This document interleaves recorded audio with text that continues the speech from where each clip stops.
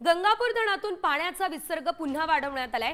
सध्या धरणातून 2720 क्युसेक वेगाने पाण्याचा विसर्ग सुरू करण्यात आलेला आहे। त्यामुळे नदीकाठच्या नागरिकांना सतर्क राहण्याच्या सूचना सुद्धा देण्यात आल्या।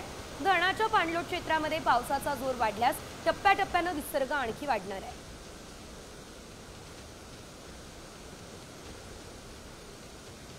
तर या संदर्भातला आढावा आमचे प्रतिनिधी अभिजित सोनवणेंनी घेतला, बघूया।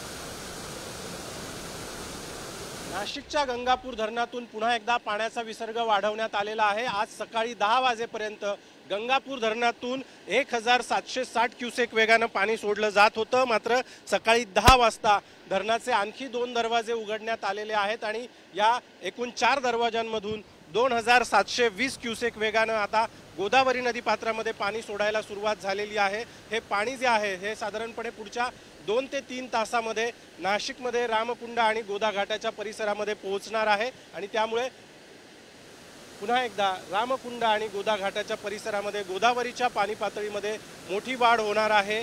गेल्या 9 दिवसांपासून नाशिकमध्ये रामकुंड आणि गोदा घाटाच्या परिसरामध्ये गोदावरीची पूरस्थिती कायम आहे। आज देखील नाशिकला पावसाचा येलो अलर्ट देण्यात आलेला आहे।